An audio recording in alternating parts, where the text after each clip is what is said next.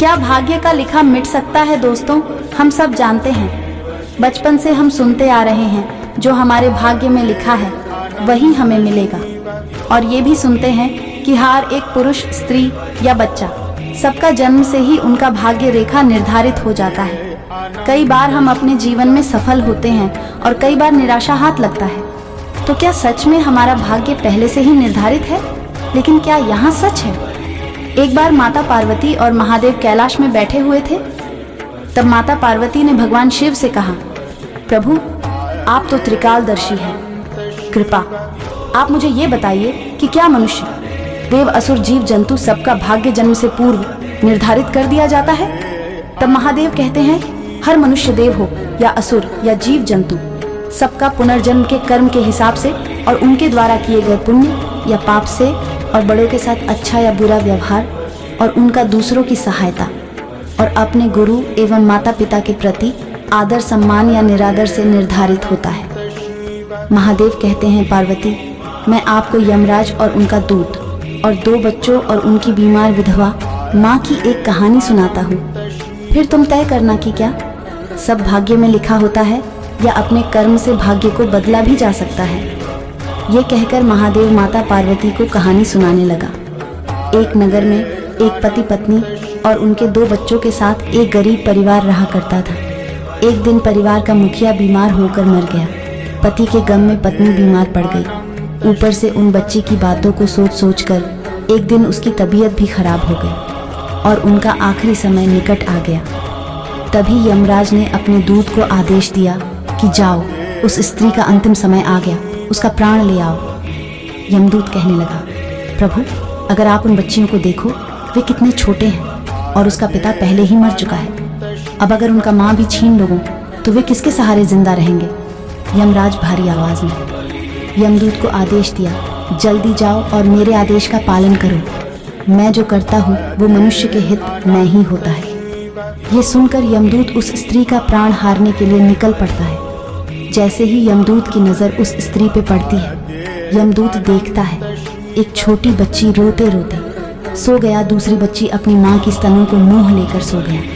ये देखकर यमदूत की आंखें नम हो गई और वो बिना उस स्त्री के प्राण लिए वापस यमलोक पहुंच गया। यमराज ने जब देखा, दूत खाली हाथ लौट आया। यमराज ने क्रोधित होकर दूत को श्राप दे डाली और कहने लगा, तुमने मेरा आदेश नहीं माना, अब तुम भी पृथ्वीलोक जो और सामान्य मनुष्य की तरह अपना जीवन यापन करते रहो।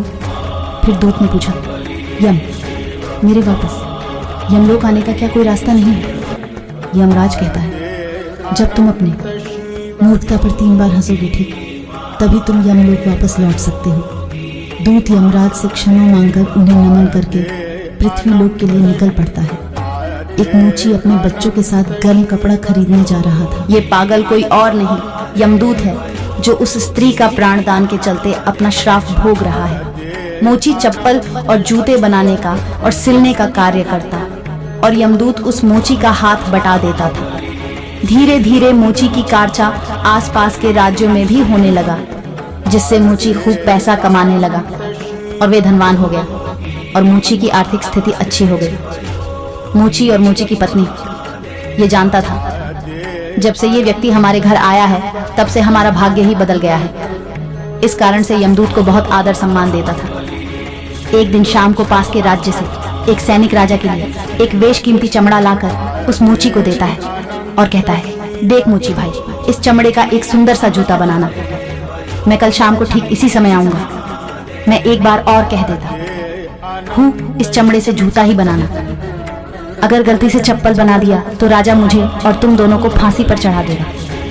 इतना कहकर सैनिक महल की तरफ चला गया। मोची ने दूत को चमड़ा देते हुए कहने लगा, भाई देखो, राजा के लिए एक जूता बना देना, गलती से चप्पल मत बना देना। इतना कहकर मोची घर चला जाता है। अगले दिन जब सुबह को मोची यमदूत से जूता निकलने के लिए कहता है, तब यमदूत चप्पल निकलता है। उसे देख मोची बहुत ही ज्यादा क्रोधित हो जाता है और यमदूत को बहुत भला बुरा कहने लगा। इतने में राजा का सैनिक भी आ जाता है।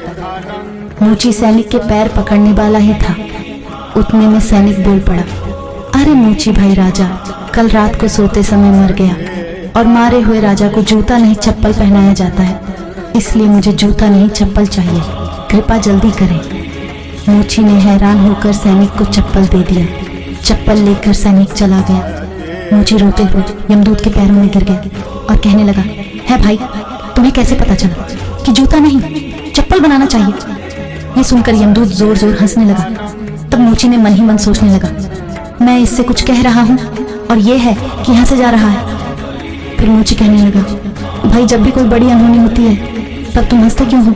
इसका क्या कारण है? तब यमदूत कहने लगा, जब सही वक्त होगा तब मैं आपको सब कुछ बता दूंगा। पीछे से एक बुढ़िया और 2 लड़कियां अपने चप्पल का नाप देने मोची के पास आकर खड़ी हो गई। यमदूत ने मोची से कहने लगा, अरे भाई, इन लड़कियों को देखने से लगता है कोई बड़े घराने की है। फिर मोची कहने लगा, हाँ, ये लड़कियां जब छोटी थीं तब इनकी माँ मर गई और इनके पीछे जो बूढ़ी औरत खड़ी है उनका इस दुनिया कोई नहीं है, इसलिए लड़कियों को गोद ले लिया, जिससे इनका परिवार पूरा हो गया। ये देखकर दूत को समझ आ गया, भगवान जो करता है भले के लिए करता है। अब यमदूत लड़कियों को देखकर तुरंत पहचान लिया, ये वही लड़कियां थीं जिसका माँ का प्राण न लेने के कारण पृथ्वी में श्राप भोग रहा है। ये सोचकर यमदूत जोर जोर से हंसने लगे।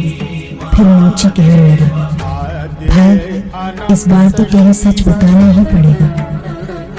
यमदूत कहने लगा, सुनो मोची, मैं कोई साधारण मनुष्य नहीं हूँ। मैं एक यमदूत हूँ, यमराज के द्वारा दिए गए श्राप भोग रहा हूँ। जब तक मैं अपने मूर्खता पर 3 बार ना हंस लूं, तब तक मेरा उद्धार नहीं होगा। सुनो मोची, अभी जो लड़कियां आई थीं, इनका माँ बीमार था और दोनों बच्चियां छोटी थीं। एक बच्चा रोते रोते सो गया, दूसरा बच्चा उसके माँ का स्तन मुंह से दबाकर सो गया। ये दृश्य देखकर मैं उन बच्चों से उनकी माँ का प्राण नहीं ला सका। इस कारण से मुझे श्राप मिला। पहली बार जब तुम मुझे अपने संग घर ले आए थे तब मैं हंसा, क्योंकि तुम्हारी पत्नी मुझे देखकर पहचान न सकी और तुम्हें भला बुरा कहने लगा। दूसरी बार मैं तब हंसा जब मैं राजा के लिए जूते की जगह चप्पल बनाया। मैं पहले से जानता था कि राजा मरने वाला है। तीसरी बार मैं आज अपने मूर्खता पर हंस रहा हूँ, क्योंकि अब मैं जान गया हूँ भाग्य में जो लिखा होता है वही होता है। इतना कहकर यमदूत अदृश्य हो गए। दोस्तों, वीडियो अच्छी लगी हो तो एक लाइक जरूर करें। मिलते हैं एक और नए वीडियो में।